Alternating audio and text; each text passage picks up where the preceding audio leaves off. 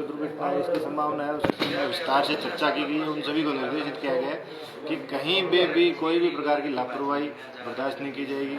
अगर कोई भी क्षतिग्रस्त भवन है तो उनसे बच्चों को या उनमें जो भी सरकारी कार्यालय चल रहे हैं उनको अन्यत्र शिफ्ट करें। और उसके अलावा जो भी पंचायत समिति के द्वारा जल भराव की जगह है उन पर चिन्हित करके कोई अगर कोई रिचार्ज वेल बनाना है तो रिचार्ज वेल बनाए और निकासी के लिए पाइपलाइन पंचायत स्तर पर उपलब्ध करवाएं, ताकि अविलंब रात के समय अगर कोई समस्या क्रिएट होती है तो तुरंत पानी निकासी की व्यवस्था करवाएं। जिसके इसी प्रकार शहरी क्षेत्र में भी ईओ साहब को निर्देशित किया गया है कि भाई रिचार्ज वेल्स की हैं जो सैंक्शंस हैं वो सैंक्शंस जल्दी से जल्दी निकाल कर रिचार्ज वेल्स बनाए जाए, ताकि शहर के अंदर कम से कम जो वर्तमान बारिश हो रही है उससे बचाव के लिए उपाय किया जाए। अच्छा सर, वो जो डूम सागर पर कब्जे हटाने का मामला था वो कहाँ तक पहुँचा, क्या करना चाहिए? जैसा कि डूम सागर पर अतिक्रमण का मामला है तो उसके संबंध में हमें संज्ञान में है मामला और हम इस पर जांच करवाकर अतिक्रमण को चिन्हित करवाएंगे। पहले की जो भी स्थिति है उसको चिन्हित करवाने के बाद में जो नियमानुसार आगे प्रक्रिया उसका। अच्छा, अभी तक कोई नोटिस नहीं दिए गए? इसके संबंध में जो कागजी प्रक्रिया है वो पूरी करके ही फिर आगे कार्रवाई, क्योंकि चिन्हीकरण के बिना किसको नोटिस दिया जाए किसको नहीं दिया जाए ये संभव नहीं है। तो चिन्हीकरण हम करेंगे और इसके बाद करने के बाद में आगे कार्रवाई। सर ये कुछ जैसे अभी स्कूल है या हॉस्पिटल है या अन्य कोई आंगनबाड़ी है, ऐसी कोई ऐसी सूची आई आपके पास की बात है? कितने ऐसे स्थिति के? हाँ, हमारी 4 टीमें थी, चारों टीमों ने सूची तैयार करके अभी मेरे ऑफिस में पहुंचाई है, तो हम उसको एग्जाई कर रहे हैं। एग्जाई करने के बाद में जो भी सूची होगी हम आपको अवेलेबल करवा देंगे। हमारे साथ विधायक हाँ विधायक जी, राम राम। हाँ, राम राम सर। बताओ साहब, आज की जो मीटिंग है वह के पर्पज ने लेगी और के दिशा निर्देश दिया? आज श्रीमान एसडीएम कार्यालय में बीएलओज की ब्लॉक लेवल के जो हमारे अधिकारी हैं सबकी मीटिंग एक संपन्न हुई है। उसमें वर्तमान में अब बारिश का मौसम है जी और इंद्र भगवान की कृपा से बारिश का भी अच्छा दौर चल रहा है जी।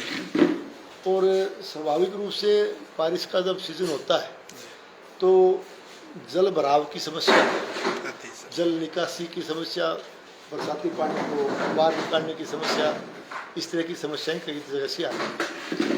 न केवल शहर में बल्कि देहात क्षेत्र में भी कई गांव में ये जल भराव की समस्या है। हेलो, तो एक इस समस्या के बाबत अधिकारियों की बैठक आज एसडीएम साहब के कार्यालय में उनकी अध्यक्षता में संपन्न हुई। उसमें जैसे शहर में आपके हाथीपुर आवास, जैसे अपने पुराना डूम सागर का एरिया, कृषि उपज मंडी या आपके हॉस्पिटल के आसपास जहाँ भी पानी बरसाती पानी की निकासी ढंग से नहीं हो पा रही, और इसके अलावा जो एक दो जगह आपके अंडर ब्रिज जो बने हुए हैं वहाँ भी पानी की आने जाने वाले वाहनों को निकालने में बाधा उत्पन्न होती है। और इसके साथ साथ कई जगह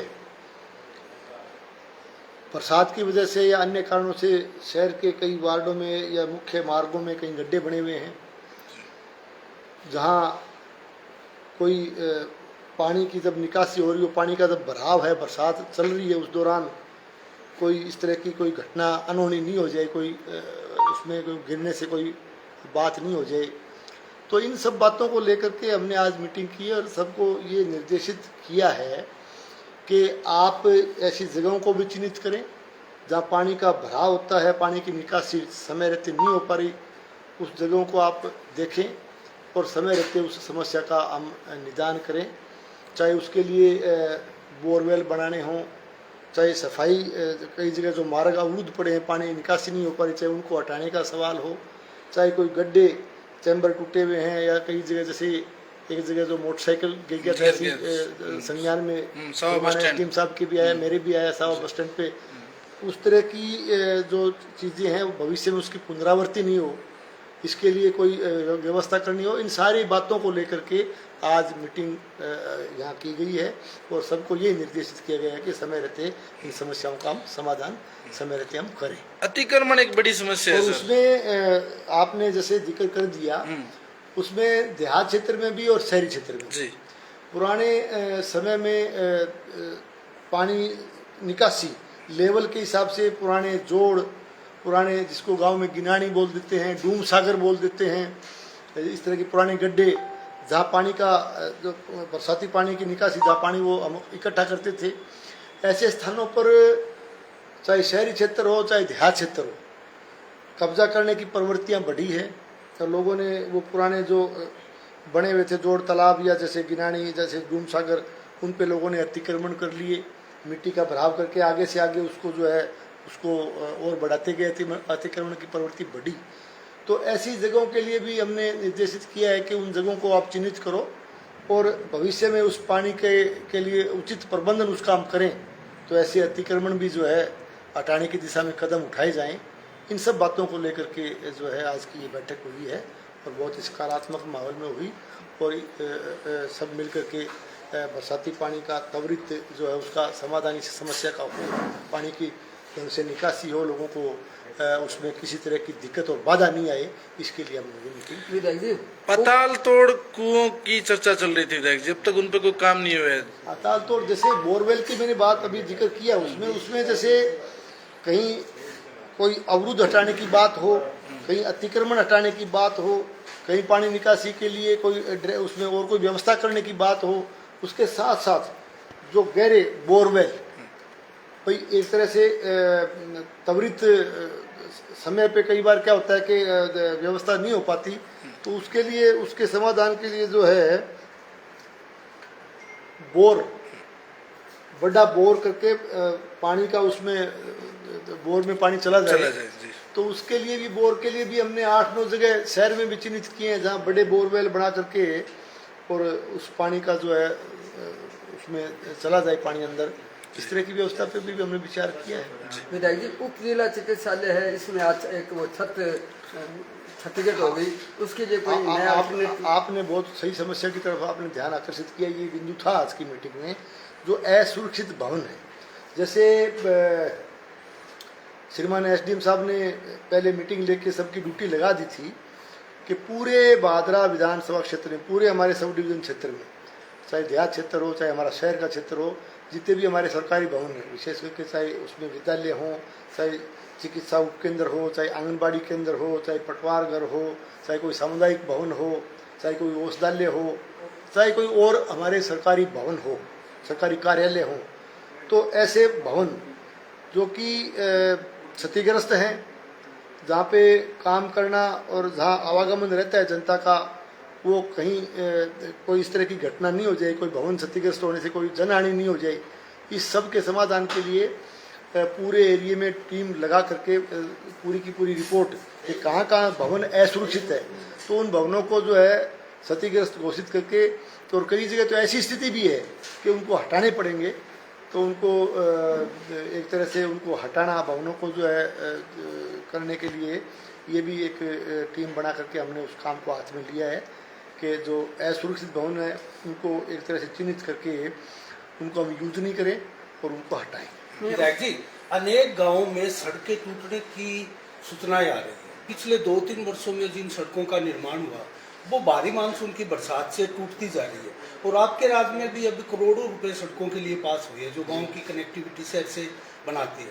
क्या आप क्वालिटी को प्राथमिकता देंगे? ऐसी सड़कें महीने, 2 महीने, 5 महीने में टूट। देखिए, आज की ये भी बिंदु था आज की मीटिंग में, आप शायद यहाँ पत्रकार के लिए मेरे कोई विराजमान भी थे मीटिंग में, क्योंकि ये इश्यू आया था और हमने सबको ये निर्देशित किया है, जो भी हमारे इंजीनियर्स बैठे थे डिपार्टमेंट वाइज, सबको यही कहा गया है कि क्वालिटी से कोई समझौता नहीं होना चाहिए। जो भी हमारे नई सड़कें बने, चाहे हमारे नए भवन बने, चाहे जो भी निर्माण कार्य हमारी सरकार हाथ में ले रही है, उसमें क्वालिटी के साथ किसी तरह का कोई समझौता नहीं हो। अच्छी क्वालिटी का उसमें माल लगे, अच्छा भवन निर्माण हो चाहे सड़क निर्माण हो, अच्छी क्वालिटी का काम उसमें होना चाहिए। और भ्रष्टाचार के लिए मैं ये फिर कहना चाहूँगा कि इसमें भ्रष्टाचार पिछली सरकार के समय हुआ, जिसका परिणाम आज सामने आ रहा है। जीरो टॉलरेंस के साथ हमारी सरकार काम कर रही है। अच्छा, शहर को लेकर भी विधायक जी कोई मंत्रणा हुई है क्या, सीवरेज की त्रासदी को लेकर? सीवरेज का जहाँ तक सवाल है, देखो सीवरेज लगातार या नगर पालिका में पिछले काफ़ी वर्षों से आप देख रहे हो, लगातार कांग्रेस का बोर्ड, कांग्रेस के चेयरमैन लगातार शायद तीसरी बार सर यहाँ बना है, और जो भी जनता का मैंडेट आया शहरी क्षेत्र का, उसके हिसाब से उनका मंडल बना, और जो सीवरेज उनके कार्यकाल के दौरान ये सीवरेज आया। और सीवरेज का काम, मैं फिर कहना चाहता हूँ कि सीवरेज का काम जिस ढंग से होना चाहिए था उस ढंग से नहीं हुआ। इनकी निष्क्रियता रही, इनका बोर्ड जो है इस मामले में फेल रहा, ये उस काम को नहीं संभाल पाए, जिसकी वजह से सीवरेज की जो प्रगति जो हो जानी चाहिए थी वो नहीं हुई। और सीवरेज की जो दिक्कत आप पूरे शहर के अंदर देख रहे हो, जगह जगह जो है सड़कें डैमेज हुई, जगह जगह चैम्बर धस रहे हैं, जगह जगह जो है ब्लॉकेज आ रहे हैं इनके, ये इसी कारण से आ रहे हैं। फिर भी हम प्रयास कर रहे हैं कि जितना सुधार हो पाए हम सुधार के लिए प्रयास करेंगे। विधायक जी, नगर पालिका की बात करें तो चेयरमैन गायब है, और ऐसे में ईओ और कर्मचारी सारे मतलब कहीं ना कहीं लापरवाही कर रहे हैं। विधायक जी, ऐसे में आपका एक्शन क्या रहेगा? क्योंकि बहुत सी जगह जिनको बार बार चिन्हित करने के बाद भी उन पर कार्रवाई नहीं हो रही है, हालांकि जिम्मेदारी जिसकी बनती है वो है नहीं मौजूद है। ऐसा है कि नगर पालिका में माननीय चेयरमैन साहिबा जो भी है उनकी ड्यूटी है, जनता ने उनको चुना है, हम उनका बड़ा मान और सम्मान करते हैं, और एक सम्मानित पद पे वो हैं, उनको ड्यूटी करनी चाहिए। किसी व्यक्तिगत व्यस्तता की वजह से अगर वो नहीं संभाल पा रहे हैं तो उनको समय समय पर आकर के बीच बीच में जो काम चल रहे हैं उनको देखना चाहिए। नगर पालिका के प्रशासन को निर्देशित उनके द्वारा किया जाना चाहिए। और ये जो चीज़ें, जैसे पानी निकासी की समस्या आ गई, ये जो निर्माण कार्य संबंधी समस्या आ गई, सीवरेज की समस्या आ गई, ये बोर्ड का और विशेष करके चेयरमैन का ये दायित्व बनता है कि वो अपनी जिम्मेदारी को ढंग से निभाए। और मैं फिर कहना चाहता हूँ, मेरा कहना ये है कि अगर हम दलगत राजनीति से ऊपर उठ करके इस शहर के लिए, चाहे सफाई व्यवस्था का सवाल हो, चाहे सीवरेज का सवाल हो, चाहे निर्माण कार्य का सवाल हो, चाहे जल निकासी का सवाल हो, दलगत राजनीति से ऊपर उठ करके हम सब मिलकर के यदि काम करें, मैं इस तरह की राजनीति में कभी नहीं पढ़ता हूँ।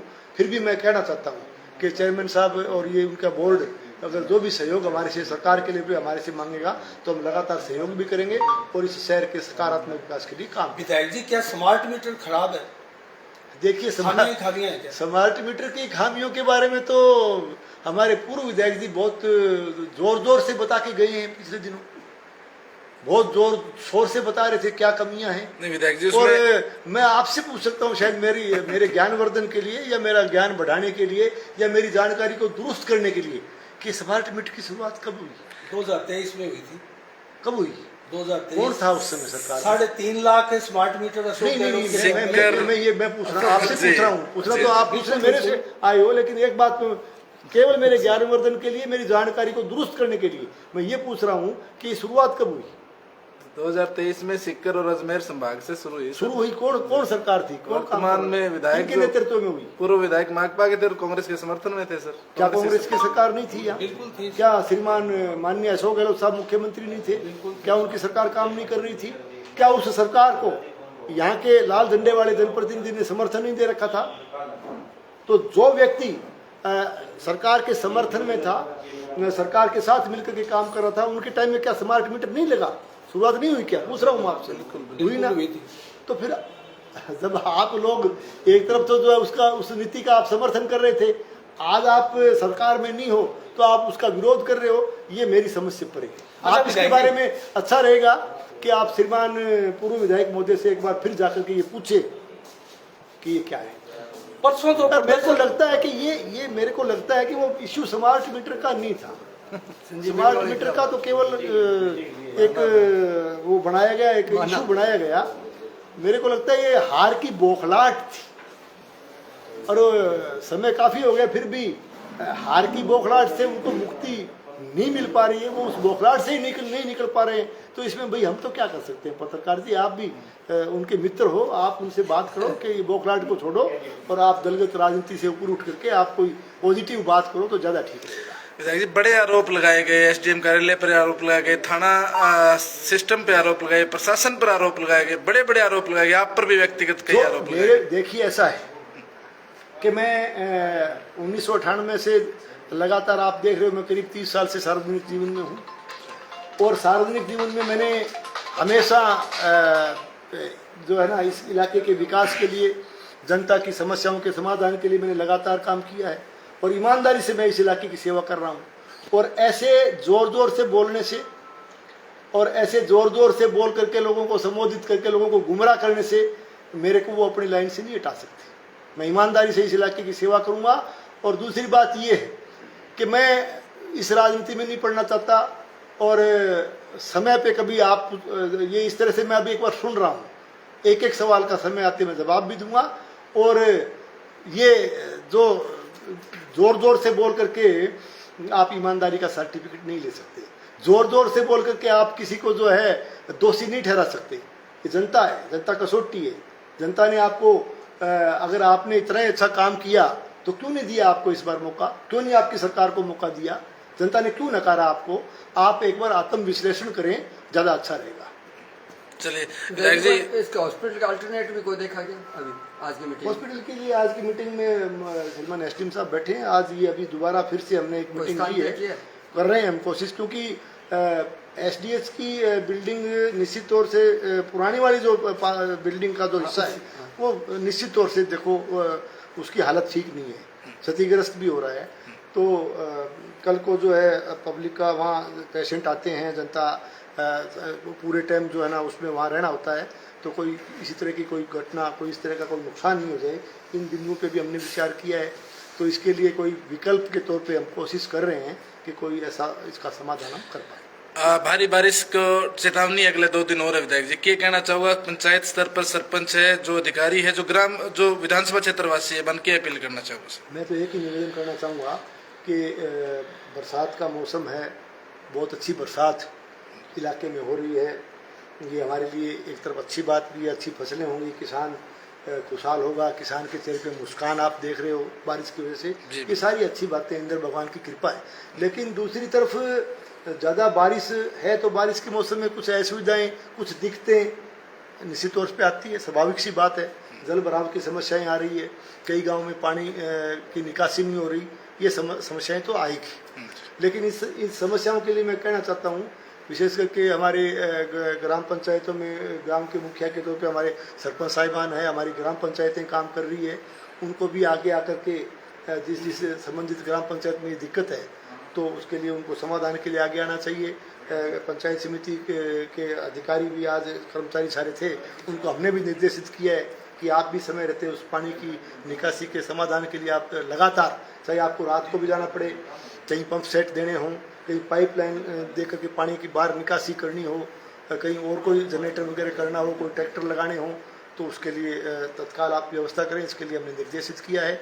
श्रीमान सरपंच साहिबान जो भी संबंधित ग्राम पंचायतों के, उनसे भी मैं कहना चाहूँगा कि आप भी इसमें लग करके जो है जनता को दिक्कत नहीं आए उसके लिए आप लगे रहें।